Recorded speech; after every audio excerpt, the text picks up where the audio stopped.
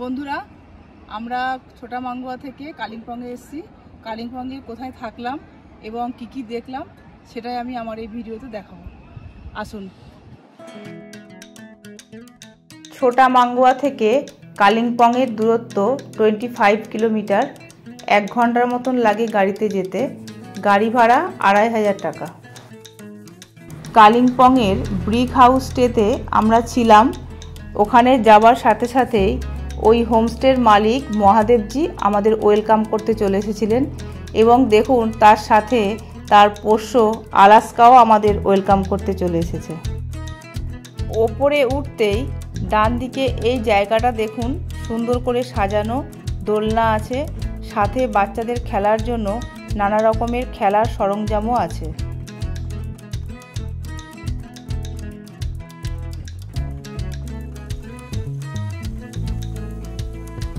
এই যে বারান্দাটা দেখছেন, এখান থেকেই কাঞ্চনজঙ্ঘা দেখা যায়।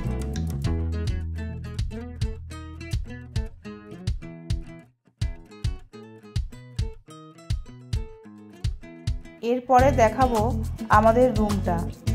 দেখেই বুঝতে পারছেন কতটা সুন্দর, ঝকঝকে চকচকে।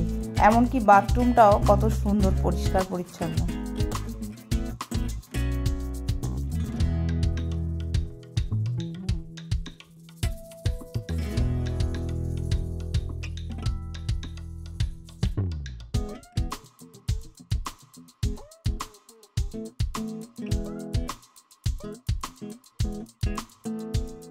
এই হোমস্টের ভাড়া পার ডে পার পারসন 1500 টাকা। আর এখানে টোটাল 5টা রুম আছে।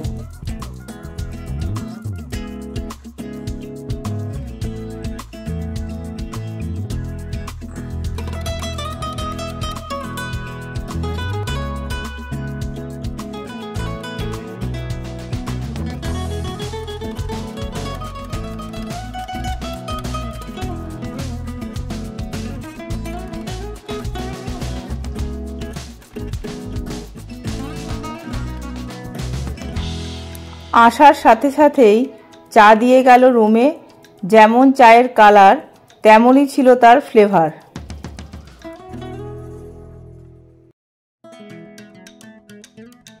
এই ব্রিক হাউসে ছাদে রুফটপ গার্ডেন আছে। আমরা ফ্রেশ হয়ে সেখানে গেলাম। ওখানে আমাদের জন্য চা আর চিকেন পকোড়া দিয়ে গেল।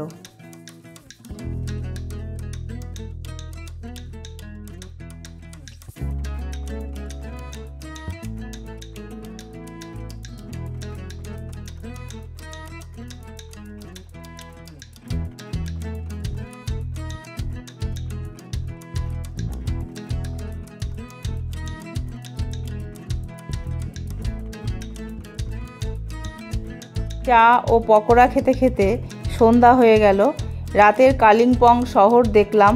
কি অপূর্ব শোভা, দেখে মন ভরে যায়।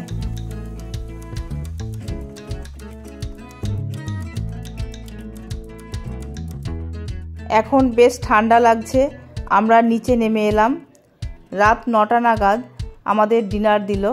ডিনারে ছিল ভাত, রুটি, ডাল, ভাজা, চিকেন আর পাঁপড়। সকাল 5টা নাগাদ বিছানায় শুয়েই কাঁচের জানলা দিয়ে দেখি কাঞ্চনজঙ্ঘা দেখা যাচ্ছে।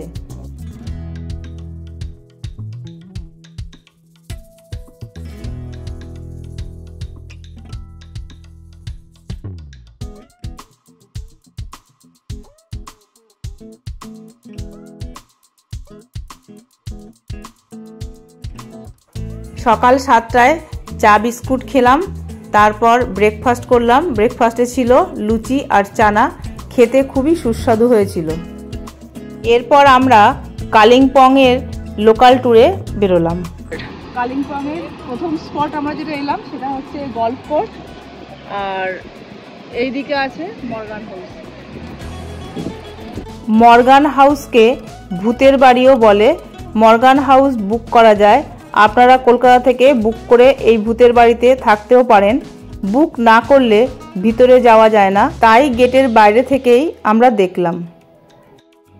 এবারে আমরা চলে এলাম কালিম্পংয়ের সবথেকে বড় মনাস্ট্রি দুরপিনে।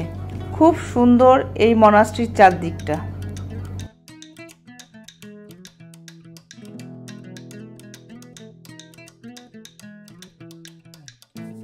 এখান থেকে ফেরার পথেই আছে কাঞ্চনজঙ্ঘা ভিউ পয়েন্ট।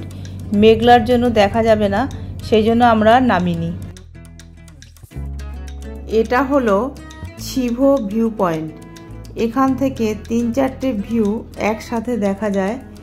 গাড়িকে যদি আগে থেকে না বলেন তাহলে এই জায়গাটাতে নিয়ে আসে না, কারণ এই জায়গাটা খুবই ভয়ঙ্কর। এখন আমরা চলে এলাম ঠাকুরবাড়িতে। রবীন্দ্রনাথ ঠাকুরের পুত্রবধূ এই জায়গাটা কিনে এখানে বাড়িটি বানিয়েছিলেন এবং ওনারা এখানে থাকতেনও, কিন্তু রবীন্দ্রনাথ ঠাকুর দেখে যেতে পারেননি এই বাড়িটি।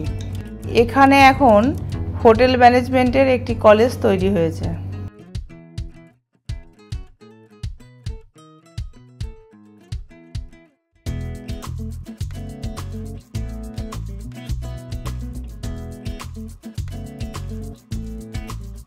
এখান থেকে পায়ে হেঁটে 1 মিনিটের দূরত্বে রয়েছে পাইন ভিউ নার্সারি।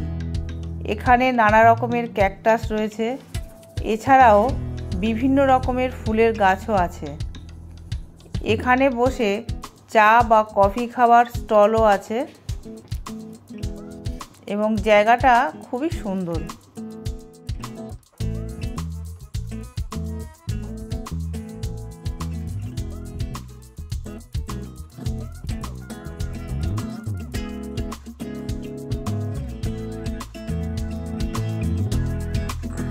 এই ক্যাকটাসগুলোকে দেখুন, পুরো দিঘি তবলার মতন দেখতে। তবে তবলা মনে করে কেউ বাজিয়ে দেবেন না, তাহলে কিন্তু সহস্র কাঁটা হাতে সঙ্গে সঙ্গে ফুটে যাবে।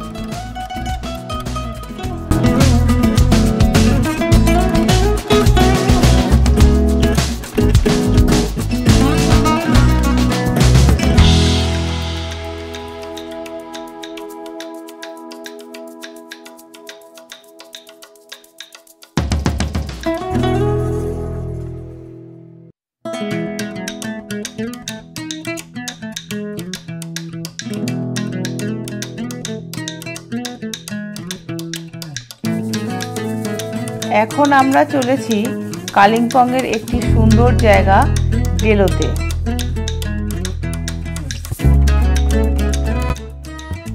আমার ছেলের প্যারাগ্লাইডিং করার ইচ্ছা ছিল, তা ডেলো পার্ক ঢোকার আগে দেখলাম প্যারাগ্লাইডিং হচ্ছে। ওখানে ও প্যারাগ্লাইডিং করলো, তার কিছু মুহূর্ত আমি আপনাদের দেখাবো। প্যারাগ্লাইডিং করতে 15 মিনিটের জন্য টাকা লাগে 3000, আর যদি সাথে ক্যামেরা থাকে তাহলে আরও 500 টাকা লাগবে।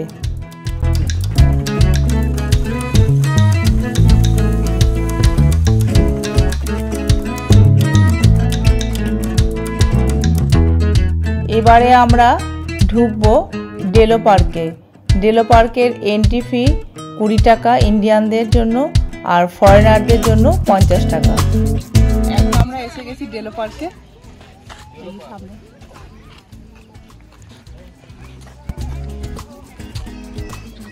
খুব সুন্দর সাজানো গোছানো, দেখুন খুব ভালো লাগবে।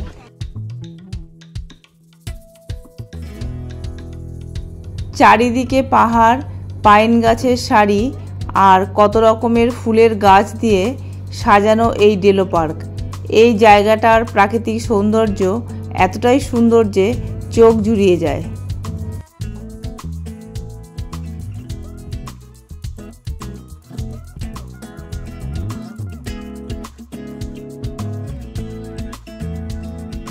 এই যে সুন্দর গেস্ট হাউসটা দেখছেন, এটা আপনারা বুক করে আসতে পারেন। এখানে থাকা খাওয়ার সুবন্দোবস্তও আছে।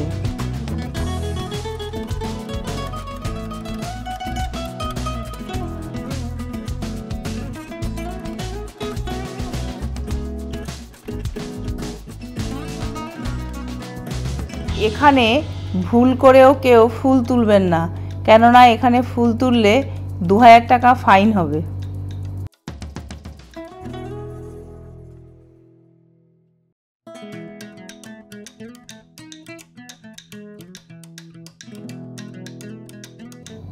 ডেলো পার্ক থেকে ফেরার পথে রাস্তার পাশেই দেখুন একটা সুন্দর বুদ্ধ স্ট্যাচু আছে।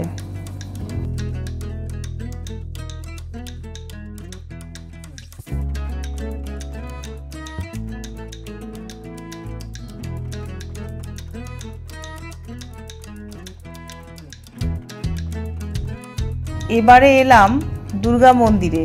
শান্ত ও নিরিবিলি জায়গাটা। এর পাশেই একটু উপরে উঠলে দেখা যাবে বিশাল বড় এক বজরংবলীর মূর্তি ও মন্দির।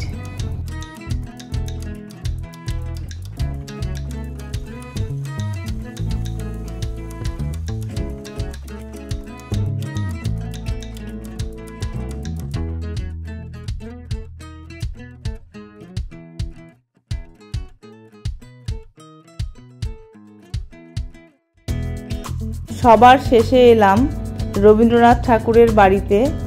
এখানে তিনি থাকতেন। এখান থেকেই তার কবিতা আকাশবাণীতে সম্প্রচারিত হয়েছিল। বাড়িটিতে এখন রিপেয়ারিংয়ের কাজ চলছে, তাই আমরা ভিতরে ঢুকতে পারিনি, বাইরে থেকেই দেখে এলাম।